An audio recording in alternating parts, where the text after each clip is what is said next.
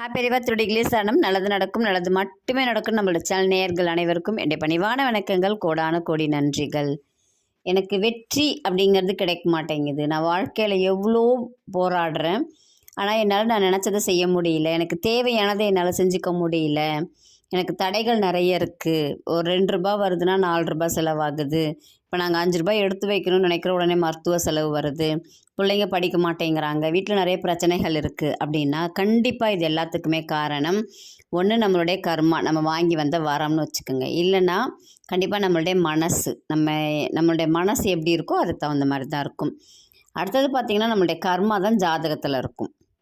இந்த ஜாதகத்தில் கண்டிப்பாக கேதுவுடைய பொசிஷன் பார்த்திங்கன்னா உங்களுக்கு சரியில்லாமல் இருந்துச்சுன்னா கண்டிப்பாக உங்களை சுற்றி பிரச்சனைகள் மட்டும்தான் இருக்கும். அவர் லெசன் தான் கொடுப்பார். ஒவ்வொன்றுத்துலேருந்து நீ கற்றுக்கோன்னு சொல்லிட்டு லெசன் தான் கொடுத்துக்கிட்டே இருப்பார். ஞானக்காரகன் தான் சொல்லுவோம். அப்போ கண்டிப்பாக நீங்கள் ஒவ்வொரு பிரச்சனையிலேருந்தும் ஒரு பாடத்தை எடுத்துக்கணும். இவங்க எப்படி, அவங்க எப்படி, இதெல்லாம் நீங்கள் தெரிஞ்சுக்கிறதுக்காக அவர் லெசன் தான் கொடுப்பார். அப்போ நீங்கள் உங்களுடைய மதியால் எப்படி இதுலேருந்து நம்ம வெளியில் வர்றதுங்கிறத யோசிக்கணும். சரிங்களா? எது வேணால் சரியில்லாமல் இருக்கட்டும். அப்போ நம்ம என்ன பண்ணால் வெளியில் வரலாம், நம்மளை சுற்றி இருக்கக்கூடிய பிரச்சனைகள்லேருந்து நம்ம எப்படி சுமூகமாக வெளியில் வரலாம். ரொம்ப எளிமையான வழி. உங்கள் வீட்டுக்கு அருகாமையில் ஏதாவது ஒரு ஜீவ சமாதி இருக்கான்னு பாருங்கள். கண்டிப்பாக இருக்கும், இல்லாமலாம் எங்கேயுமே இருக்காது. இந்த பாண்டிச்சேரி சுற்றி பார்த்தீங்கனாலே 88 ஜீவ சமாதிகள் இருக்குது. அந்த ஜீவ சமாதிக்கு எப்பயுமே ஜீவன் இருக்கும். அவங்களுடைய ஜீவன் அங்கே தான் சுற்றிக்கிட்டு இருக்கும்.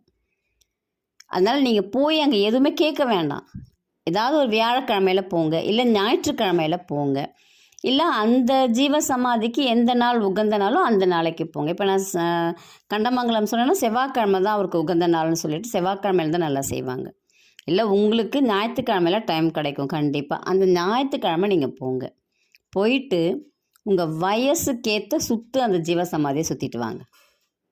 இப்போ உங்கள் வயசு 40ன்னு இருக்கா, 40 சுற்றுங்க. உங்களால் சுற்ற முடியலன்னா 10 சுற்றுங்க. கொஞ்ச நேரம் உட்காருங்க, திரும்பி சுற்றுங்க. உங்கள் வயசுக்கேற்ற நீங்கள் சுற்றிட்டு ஒரு ₹10 பிஸ்கட் பேக்கெட் வாங்கி அங்கே வச்சுட்டு நீங்கள் ஒன்றுமே கேட்க வேணாம், வேண்டாம். யார் வந்திருக்கீங்க, எதுக்காக வந்திருக்கீங்க, உங்களுக்கு என்ன தேவை அப்படிங்கிறது எல்லாமே அந்த ஜீவனுக்கு தெரியும். அந்த ஜீவ சமாதியில் நீங்கள் எதுவுமே பிரார்த்தனைன்னு வைக்க வேணாம். உங்கள் வேலையை நீங்கள் இதை மட்டும் செஞ்சுட்டு வந்துடுங்க. கண்டிப்பாக அவங்க உங்களுக்கு செய்வாங்க. அட்லீஸ்ட் மாதத்தில் ஒரு நாளாவது நீங்கள் செஞ்சு பாருங்கள். உங்கள் கர்மா குறையும். நீங்கள் சுத்த உங்கள் கர்மா குறையும். உங்களுடைய என்ன சொல்கிறது, உங்களுக்கு இருக்கக்கூடிய பிரச்சனைகள் அவ்வளவும் குறையிறத உங்களால் கண்கூடாக பார்க்க முடியும். ரொம்ப ரொம்ப எளிமையான வழி. உங்கள் வீட்டுக்கு பக்கத்தில் இருக்கா அப்படிங்கிறத மட்டும் நீங்கள் தேடி கண்டுபிடிச்சிக்கோங்க. கூகுள் மேப்பில் போட்டிங்கன்னா கூட உங்களுக்கு எல்லாத்தையும் கொடுக்கும். கண்டிப்பாக செய்து பலனடைங்கள். நன்றி, வணக்கம். ரொம்ப எளிமையான வழி.